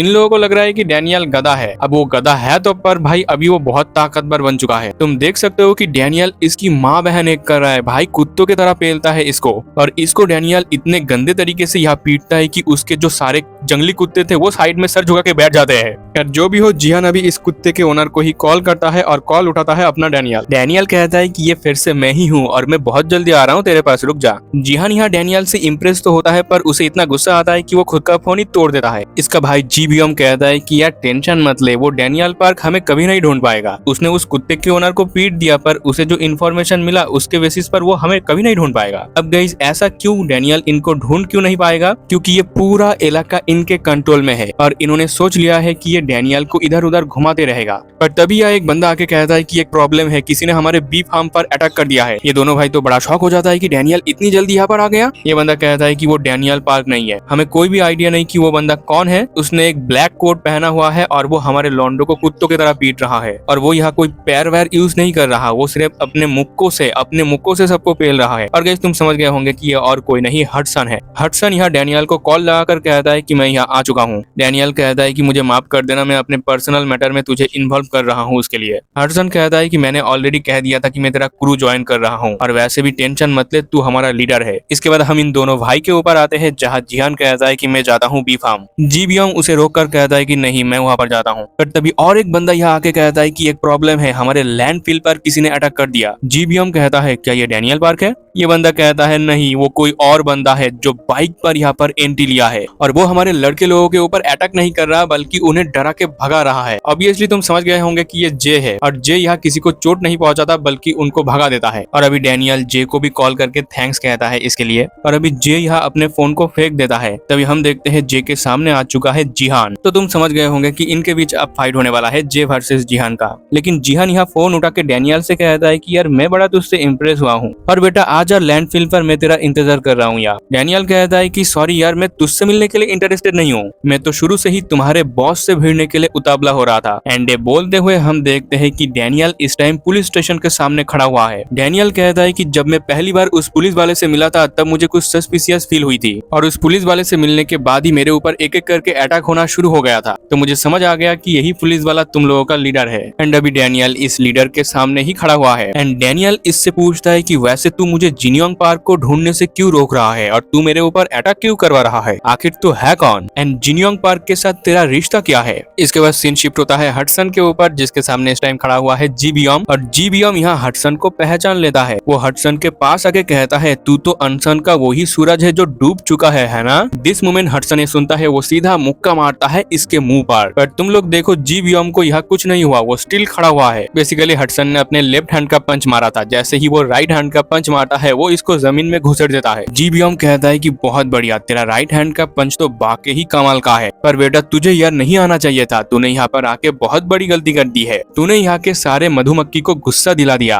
हडसन भी लाइक मुझे इससे घंटा थोड़ी ना फर्क पड़ता है। और अभी हडसन और एक राइट हैंड का पंच मारने वाला था इसके ऊपर, तभी उसके आंखों के सामने एक मधुमक्खी आ जाता है। एक सेकंड के लिए हडसन का यहाँ पर ध्यान भटक जाता है और इसी मौके का फायदा उठा के जी बियोम उसे जमीन में पछाड़ देता है और यही कहता है कि बेटा यहाँ के मधुमक्खियां बहुत एनोइंग है, अगर उन्होंने तेरे ऊपर डंक मार दिया तो तू सहन नहीं कर पाएगा, पर हम यहाँ पर पले बड़े हैं तो हमें फर्क नहीं पड़ता उनके डंक से। ये कह के जी बियोम हडसन का पैर पकड़ के दीवार पे दे मारता है और भाई हल्क की तरह यहाँ पर कूट रहा था हडसन को। ये इवन ने हडसन को उठा के देखो कहाँ घुसाने वाला है। हडसन तो यहाँ ब्लैकआउट हो चुका है और तभी उसे फ्लैशबैक याद आता है। हम फ्लैशबैक देखते हैं तेसुमा और हडसन का। ये उस टाइम का सीन है जब एली से हार के हडसन मिलने आया था तेसुमा से। और भाई ये देखो तेसुमा कैसा लड़का है भाई, ये एनाकोंडा मार के लाया है क्या भाई? मेरे घर में कल सांप घुस गया था, मेरे फटके 4 हो चुकी थी और ये इन लोगों को डर नहीं है भाई। खैर जो भी हो, तेसुमा यहाँ पर थोड़ा गुस्सा था हडसन के ऊपर। तेसुमा कहता है कि क्या हुआ, एली ज़ैंग से हारने के बाद तू सब कुछ गिव अप करके यहाँ पर रोने आया है? ऐसा बिल्कुल नहीं है। हडसन यहाँ पर यही कहता है कि मुझे नई शुरुआत करनी है, आप मुझे दोबारा ट्रेन करो। ये बात सुन के तेसुमा के मुंह पर स्माइल आ जाता है। फ्लैशबैक खत्म होता है और इस टाइम हम देखते हैं कि हडसन ने पेड़ के यहाँ पर डंडिया पकड़ ली है। ऐसे करके वो जी बियोम के अटैक को रोक देता है और फिर हडसन सीधा एक जोरदार पंच दे मारता है जी बियोम के मुंह पर और यही कहता है कि साले अनसन की कभी भी इंसल्ट मत करियो। एंड लिटरली ये पंच इतना तगड़ा था कि भाई उसने जी बियोम के थोबड़ा घुसा दिया। अब तुम लोगों को लग रहा होगा कि हडसन यहाँ जीत गया है, पर ऐसा नहीं है। जी बियोम फिर से खड़ा हो जाता है। हडसन भी हार मानने वालों में से नहीं है, वो फिर से एक पंच को प्रिपेयर करता है मारने के लिए। लेकिन जैसे ही वो मारने जाता है वो देखता है कि जी बियोम एक अलग ही पोजीशन में खड़ा हो चुका है। एंड अभी ना हमें एक फ्लैशबैक दिखाया जाता है तेसुमा और हडसन की। एंड तेसुमा यहाँ बता रहा था फर्स्ट जनरेशन के जितने भी किंग है उनके ट्रेनिंग के अलग अलग मेथड है एंड ऑब्वियसली वो अपने जनरेशन के सारे लॉन्डे को वो टेक्निक सिखाएंगे भी। जैसे कि मैंने तुझे अपना फिस्ट टेक्निक सिखाया, जैसे सियोक-डू ने अपने सक्सेसर को अपना मेथड सिखाया है सर से ठोकना, और गोंग सियोक जी उसका कोई स्टूडेंट नहीं रहा है। और देखो प्राइम टाइम पर एक गोंग सियोक इतना हरामी था कि ये सबको पीट के यहाँ मूत रहा है एक बंदे के मुंह पर और उसके लुल्ली को यहाँ पर कवर कर रहा है एक लड़की। अब देखो इनको अभी नहीं पता, पर गोंग सियोक का अभी एक स्टूडेंट है यानी हमारा जैक। एंड तेसुमा यहाँ पर यही बताने की कोशिश कर रहा था कि फर्स्ट जनरेशन के सभी किंग के पास एक एक मेथड था। For example Ji Chang Kwak, उसके पास भी एक टेक्निक है और वो टेक्निक क्या है, वो है हैंड ब्लेड, जो इस टाइम कर रहा है जी बियोम। हडसन इसे रोकने की कोशिश तो करता है पर लग रहा है कि उसका हड्डी टूट चुका है। भाई तुम देख रहे हो कि हडसन को कितना दर्द हुआ है। जी बियोम कहता है कि अरे बेटा तेरा मास्टर तेसुमा भी हमारे लीडर से हार गया था। ये कह के जी बियोम और एक हैंड ब्लेड चलाने वाला था हडसन के सीधे सर पर हडसन इसके अटैक के ऊपर काउंटर अटैक करता है अपने राइट हैंड के पंच से। जी बियोम को लग रहा था कि इसका राइट हैंड भी टूटेगा, पर हम देखते हैं कि भाई यहाँ पर हडसन ने कुचल दिया। लिटरली हडसन ने इसका मुंह भी तोड़ दिया और इसके हाथ भी तोड़ दिया। इसके बाद हम एक और फ्लैशबैक देखते हैं जिस टाइम उसका ट्रेनिंग खत्म हो गया था, मतलब हडसन का। तेसुमा ने उसको परफेक्ट तरीके से सिखा दिया मुक्केबाजी और अभी तेसुमा ही अपना कोट हडसन को दे देता है। फ्लैशबैक यहाँ खत्म होता है और हडसन जो जी बियोम के ऊपर एक पंच मारा है उसका फोर्स इतना ज्यादा था कि भाई आसपास के मधुमक्खियां भी साइड में उड़ गया है। एंड इसी के साथ जी बियोम का खेल खत्म और अनसन का हडसन जीत चुका है। और हडसन यहाँ पर कहता भी है कि मेरे तेसुमा कभी हारने वालों में से नहीं है, ठीक है, तो हंसा मत यहाँ पर, और आज तूने जो यहाँ फील किया है उसको याद रखना। खैर जो भी हो, अब सीन शिफ्ट होता है डैनियल के ऊपर एंड इन सब का लीडर जो ये फर्स्ट जनरेशन का किंग है जिसका नाम जी चैंग है, ये डैनियल को पुलिस स्टेशन के छत पर ले आता है। एंड यहाँ पर हम डैनियल और जेम्स ली का एक फ्लैशबैक देखते हैं जहाँ जेम्स ली जी चैंग के बारे में डैनियल को बता रहा था। जेम्स ली सीधा सीधा यही कहता है कि उसके सामने अपना गार्ड डाउन बिल्कुल भी मत करना, क्योंकि सभी किंगों में से वो सबसे ज्यादा स्ट्रॉन्गेस्ट है एंड उसका जो हैंड ब्लेड है उसके ऊपर थोड़ा ध्यान देना। डैनियल इसके हाथों के ऊपर ही ध्यान देता है, पर वो मन में सोचता है कि यार इसने तो अपने हाथ भी बाहर नहीं निकाले। तभी जी चैंग डैनियल के सामने आके कहता है कि बेटा टेंशन मत ले, तेरे जैसे बच्चों के ऊपर मैं हाथ नहीं उठाने वाला। जैसे ही ये बोला डैनियल सीधा एक पंच मारता है इसके मुंह पर, जो जी चैंग अपने हाथों से ब्लॉक कर लेता है। और डैनियल से इसकी देखा, तूने अभी अभी हाथ उठा लिया और चल फर्स्ट जनरेशन का किंग जी चैंग लड़ते हैं यहाँ पर। और तुम देख सकते हो कि गन का प्रतिच्छवि इसके पीछे दिख रहा है भाई साहब। अब इनके बीच फाइट हो उससे पहले हम एक फ्लैशबैक देखते हैं। ये जी चैंग और उसका भाई जिहान का है। इस टाइम जी चैंग के पास जिहान आया है। जिहान यही कहता है कि मुझे तेरा सक्सेसर बनना है। ये बात सुनते ही जी चैंग तो सीधा इसके मुंह पर एक चांटा दे मारता है और यही कहता है कि तू बड़ा कमजोर है, तू मेरा सक्सेसर बनने का लायक नहीं है बेटा। तेरे भाई जी बियोम को देख, उसने सारे एरिया को अपने अंदर कंट्रोल करके रखा है, जा जाके उसको हरा फिर मेरे पास आना। ये कह के जी चैंग यहाँ से जा रहा था, तभी जिहान कहता है कि बड़े भाई मैंने जी बियोम को कब का हरा दिया है, मैंने वेट किया कि वो सारे इलाके को अपने अंडर ले ले और फिर मैं जाके उसको हरा दूंगा। अब उसके सारे इलाके मेरे कंट्रोल में है। अब इस फ्लैशबैक का यही मतलब है, हमें बताया जा रहा है कि जी बियोम से भी ताकतवर है जिहान एंड उसके सामने इस टाइम खड़ा कौन है, अपना जे, जो यह हेलमेट लाया है इसको पहनाने के लिए। बट जिहान सीधा एक पंच दे मारता है जे के मुंह पर और यही कहता है कि बेटा सीरियसली तू मुझे यहाँ पर हेलमेट पहनाने आया है। हम देखते हैं जिहान के इस अटैक को जे ने अपने हेलमेट से रोक लिया था, पर अभी जिहान लगातार अटैक कर रहा था जे के ऊपर। इवन वो अपना हैंड ब्लेड भी चलाने वाला था जे के ऊपर, लेकिन उससे पहले जे इसके ऊपर सिस्टमा चला देता है।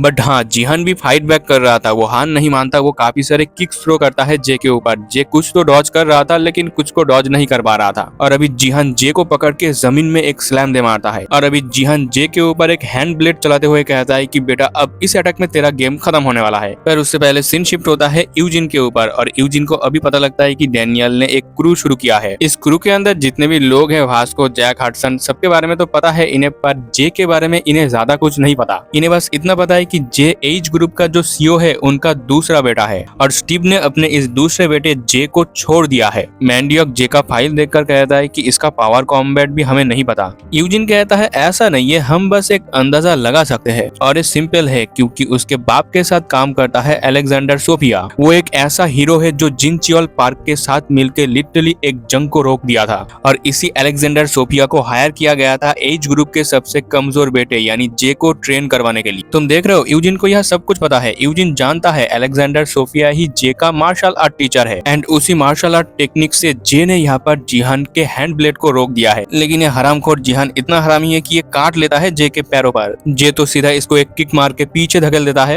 एंड अभी जिहान देखता है कि ये जो लौंडा जे है ये फाइटिंग को अवॉइड कर रहा है। जे तो इस टाइम दौड़ते हुए अपने हेलमेट को पकड़ने जा रहा था, बट तभी जिहान जे के गर्दन पर हैंड ब्लेड चला देता है। लेकिन हाँ, हम देखते हैं कि जे इसको आखिरकार हेलमेट पहना ही देता है। जिहान भी लाइक साले तू मेरे सर पर हेलमेट पहनाने के लिए ये सब कर रहा था, इससे क्या होगा। अब देखो इसको हेलमेट पहना के जे यहाँ पर अपने दोनों हाथ में एक एक करके वेपन उठा लेता है और तुम समझ गए होंगे कि यहाँ पर क्या होने वाला है। लेकिन उससे पहले हम एक फ्लैशबैक देखेंगे अलेक्जेंडर सोफिया की। हम देखते हैं सोफिया के पास इस टाइम जे आया है फिर से सिस्टेमा को और बेहतर तरीके से सीखने के लिए। सोफिया तो यही कहती है कि तू तो पहले भाग गया था मेरे ट्रेनिंग से बचने के लिए, तो अब वापस क्यों आया है? क्या तू यहाँ वापस आया है स्ट्रॉन्ग बनने के लिए? ना, ये तो नहीं हो सकता। अब देखो जे यहाँ पर वापस आया है स्ट्रॉन्ग बनने के लिए क्योंकि उसे अपने एक दोस्त को ढूंढना है एंड तुम्हें पता है वो दोस्त कौन है? वो बहुत दिनों से किडनैप है। सोफिया कहती है कि ठीक है मैं तुझे सब कुछ सिखाऊंगी, पर मैं सब कुछ शुरुआत से सिखाऊंगी। तुम्हें पता है सोफिया ने पहले ही मार्शल आर्ट सिखा दिया था जे को, पर इस टाइम उसने जे का ये मार्शल आर्ट नेक्स्ट लेवल पे पहुंचा दिया है, मतलब अपग्रेड कर दिया है। तुम्हें याद होगा लास्ट टाइम जे ने ब्लैक आर्निस नाम का कोई अटैक चलाया था, वही अटैक अब बन चुका है द अलेक्जेंडर आर्निस एंड वो काफी डेडली अटैक है जो इस टाइम जे कर देता है जिहान के ऊपर। और सोफिया ने बोला था जब तू अपने ओपोनेंट के ऊपर अटैक करेगा तो उसको हेलमेट पहना देना, नहीं तो तेरा ओपोनेंट मर मुर जाएगा।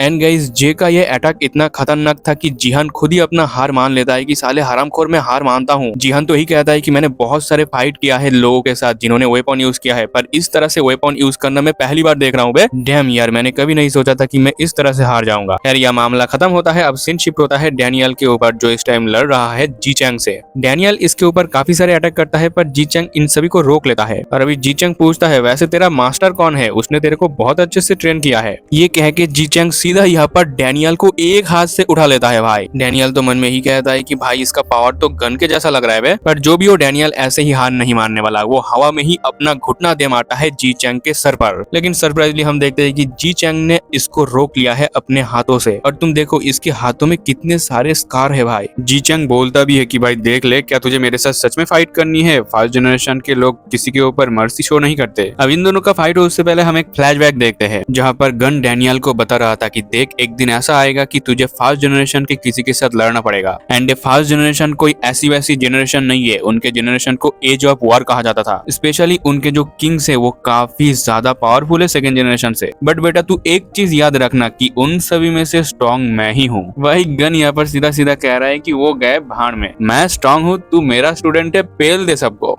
और अभी हम डैनियल पे ही आते हैं। वो लात मार के जी चैंग को यहाँ जमीन पे गिराता है और फिर उसके मुंह पर लाते मारने लगता है। पर तुम जी चैंग को देखो, इस साले को कुछ भी नहीं हुआ। जी चैंग से इसकी तू मुझे हराएगा ये कह के वो लेटे हुए ही यहाँ पर एक आयरन ब्लेड चला के डैनियल को घुमा देता है और फिर हवा में ही वो डैनियल को पकड़ के दीवार पे दे मारता है। इसके बाद जमीन पे एक जोरदार स्लैम भी देके मारता है भाई साहब। इवन वो डैनियल को पकड़ के यहाँ छत से फेंक देता है नीचे। डैनियल भी लाइक अबे यार अब तो मैं गया, मेरा खेल खत्म। लेकिन जी चैंग यहाँ डैनियल का पैर पकड़ के फिर से छत में ले आता है। डैनियल समझ जाता है कि ये साला मेरे को एक खिलौना समझ के खेल रहा है मेरे साथ। पर डैनियल मन में ही कहता है कि मैं हार नहीं सकता, मैंने बहुत मेहनत की है, मैंने मेरा सब कुछ दाव पे लगा दिया। डैनियल ने ये बोला और तभी उसका दिल जोरों से धड़कने लगता है। हाँ तुम लोग यहाँ पर ईवाई डैनियल का लॉजिक मत लगाना, ये लिटिल डैनियल है, बिग डैनियल नहीं। लेकिन हाँ लिटिल डैनियल यहाँ ईवाई मोड में नहीं बल्कि क्रेजी मोड में जाता है। क्रेजी मोड में जाने के बाद डैनियल सीधा जी चैंग के ठुटनी पर एक जोरदार पंच मारता है और फिर इसके नाक के अंदर उंगली डाल के इसको जमीन पे स्लैम दे मारता है भाई। उसके बाद इसका बाल पकड़ के दीवार पे फेंक के मारता है और डैनियल इतने में नहीं रुकता, वो सीधा यहाँ पर जी चैंग और सभी किंग्स की बेइज्जती करता है कि साले तुम सभी किंग्स लोग सिर्फ एक बंदे से हार गए, जेम्स ली से, लाना थे तुम लोगों के ऊपर। ये कह के वो जी चैंग के मुंह पर लाते बजाने लग जाता है। एंड तभी हमें फ्लैशबैक दिखाया जाता है जी चैंग की, जब वो जेम्स ली से हार गया था फाइट करके। और यहाँ पर हमें पता लगता है कि जी चैंग बेसिकली पहले सियोल का एक किंग हुआ करता था, पर जी चैंग को एक बंदे ने हरा के सियोल से उसे बाहर निकाल दिया था। उसके बाद जी चैंग यहाँ आ गया और यहाँ का जो किंग था उसको हरा के इस जगह को कंट्रोल कर लिया।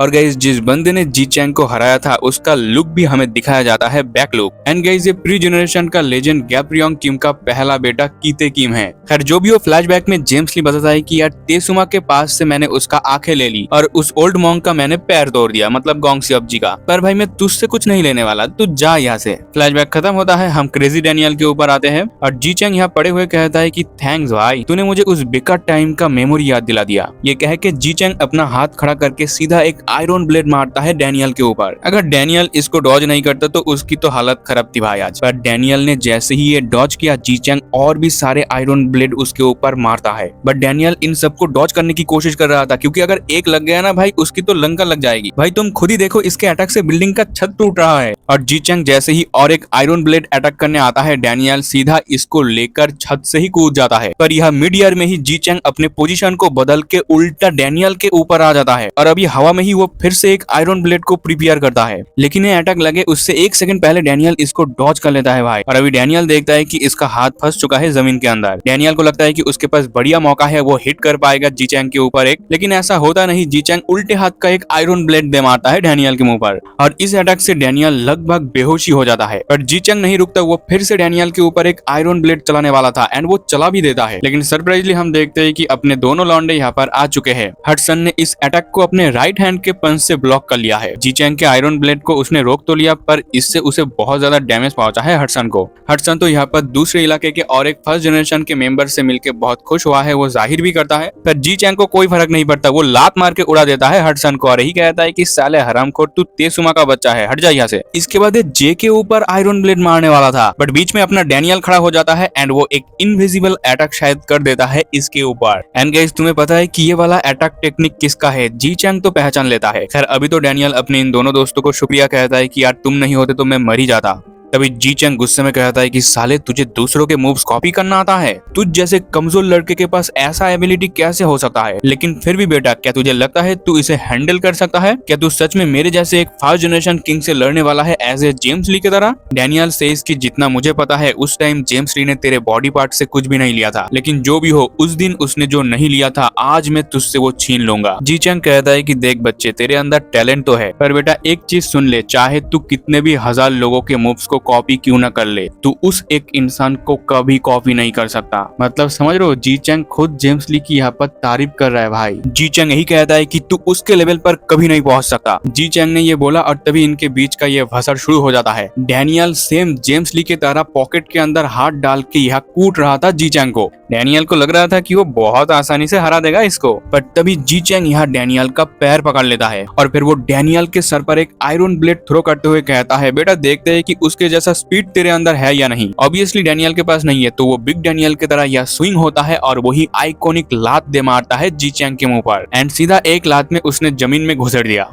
हडसन तो ये देखकर शॉक है कि ये कैसे हो सकता है। डैनियल कहता है, अरे नहीं नहीं, ये तो बस शुरुआत है। और गाइस तुम जी चैंग को देखो, इस साले की यहाँ पर इतनी कुटाई हुई है फिर भी ये लेटे हुए यहाँ पर सुट्टा फूक रहा है। भाई लुकिज्म वालों की अलग ही चलता है, पीटीजे तो अलग नशा करके बैठा हुआ है। जो भी हो, जी चैंग कहता है, मैंने सुना था तुम सेकंड जनरेशन काफी स्ट्रॉन्ग हो, लगता है वो सभी र्यूमर सही है। इवन मैंने ये भी सुना है कि सियोकडू और तेसुमा हार गया था सेकंड जनरेशन के लॉन्डे लोगों से फाइट करते हुए। वैसे ये न्यूज सुन के मैं उतना भी सरप्राइज नहीं हुआ था। और क्या तुम लोगों को पता है वो दोनों हारे क्यों थे? रीजन सिर्फ एक ही है, क्योंकि सभी किंगों में से मैं सबसे ज्यादा स्ट्रॉन्ग हूँ। ये कह के जी चैंग अपने सिगरेट को फेंकता है एंड वो बहुत तेजी से डैनियल के ऊपर आके एक आयरन ब्लेड मार देता है। डैनियल ने इसे ब्लॉक तो किया है, पर वो मनी मन कहता है कि अगर ऐसा चलता रहा तो मेरा हाथ टूट जाएगा। तो बंदा डिस्टेंस बनाने की कोशिश करता है, लेकिन जी चैंग बहुत तेजी से डैनियल के पास आ जाता है फिर से एक आयरन ब्लेड मारने एंड वो सीधा डैनियल के गर्दन के बीचों बीच मार देता है ये अटैक। डैनियल तो यहाँ पर इसके अटैक को होल्ड बैक नहीं कर पा रहा था और अभी लिटरली जी चैंग एक लास्ट आयरन ब्लेड मार के डैनियल का गेम ओवर करने ही वाला था।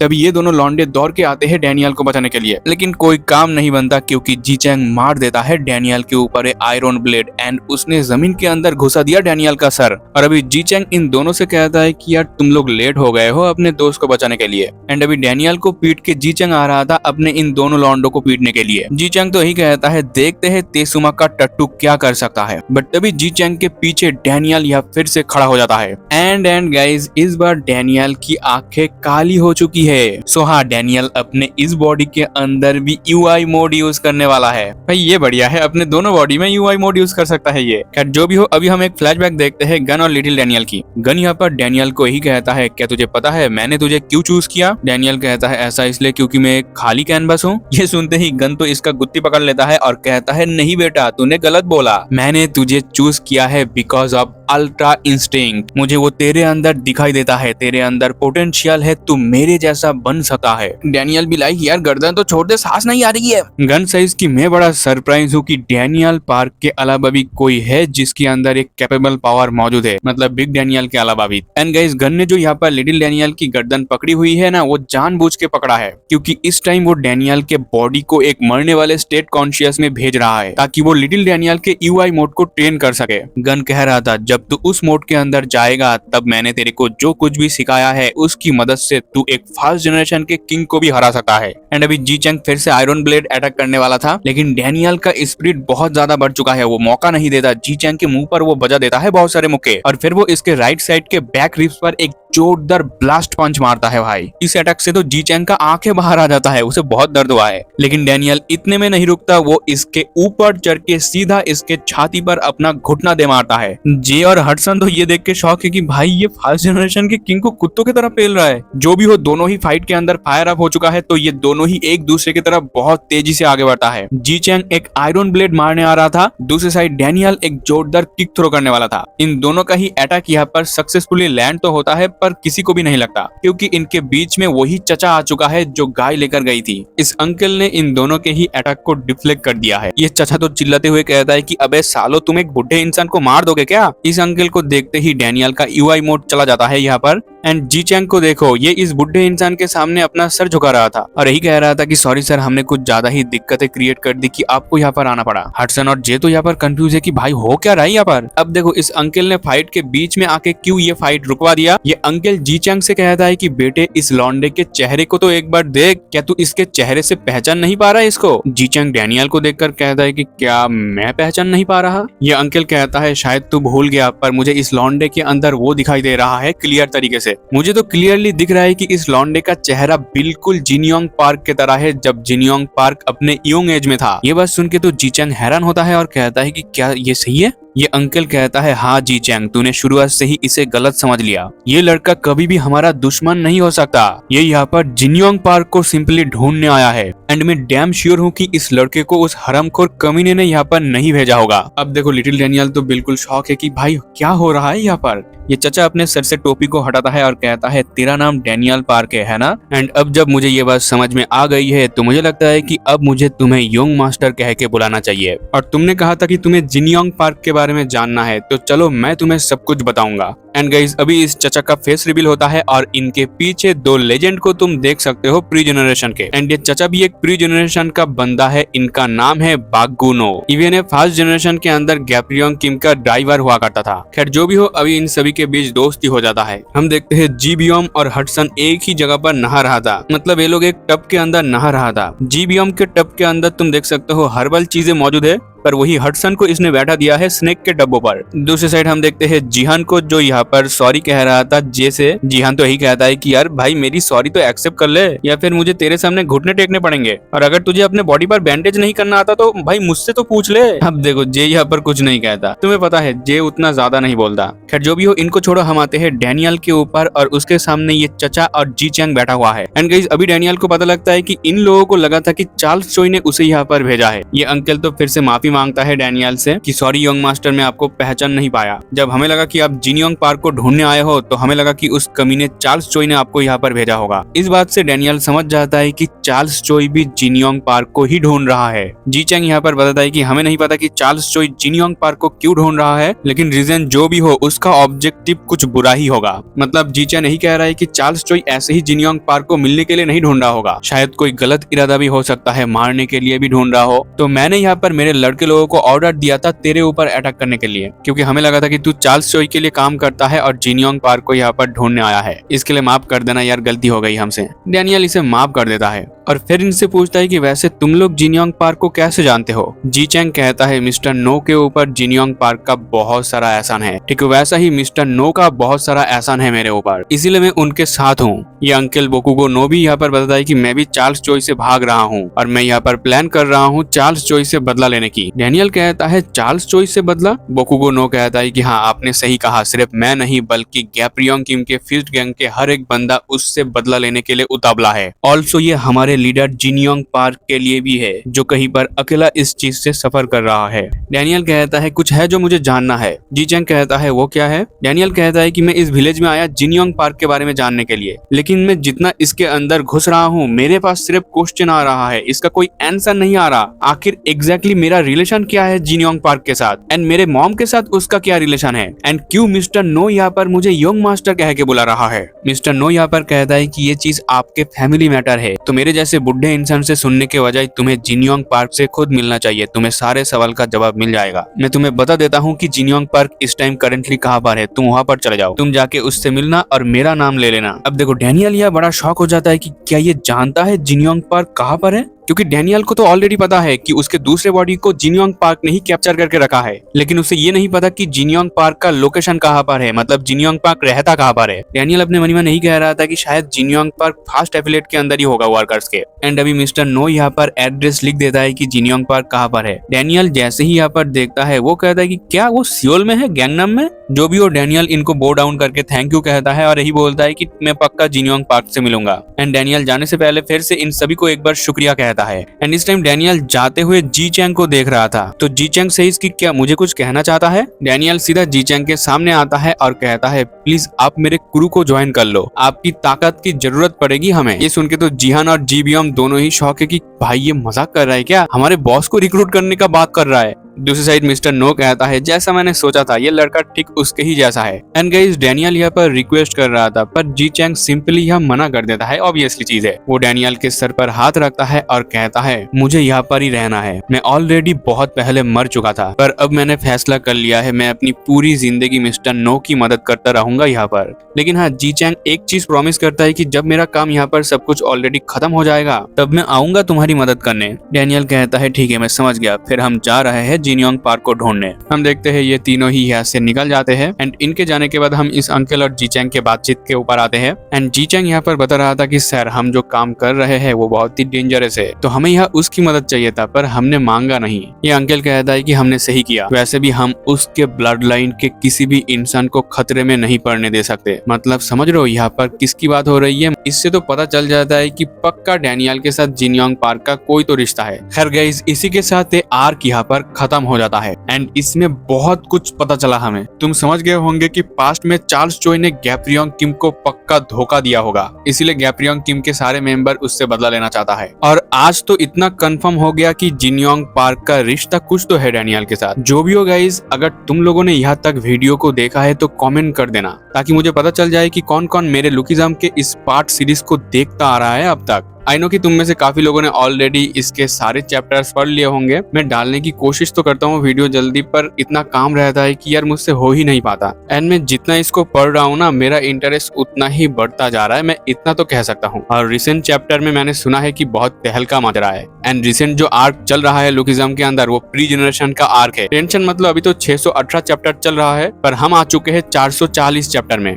बहुत जल्दी वहां तक भी पहुंच जाएंगे। बस तुम लोग ऐसे ही प्यार और सपोर्ट बनाए रखना, क्योंकि तुम्हें पता है चैनल में स्ट्राइक पड़ने के बाद रीच बहुत कम हो गया, जिसकी वजह से अर्निंग में भी काफी इफेक्ट पड़ा है। लेकिन जैसे कि मैंने बोला था, लुकिज्म को आपको मैं बहुत अच्छे से समझाऊंगा तो समझा कर ही रहूंगा। तुम लोग बस सपोर्ट करो और शेयर करो ज्यादा से ज्यादा वीडियो को अपने दोस्त लोगों के साथ। एंड अगर कोई न्यू देख रहा है तो उसको पूरा प्लेलिस्ट भेजो। मेरे चैनल में प्लेलिस्ट है, तुम जाके वहां पर देख सकते हो पार्ट वाइज। खैर जो भी हो, आज के लिए तो इतना ही था। मैं मिलता हूँ आपके साथ नेक्स्ट वीडियो में, तब तक के लिए बाय बाय, सायोनारा।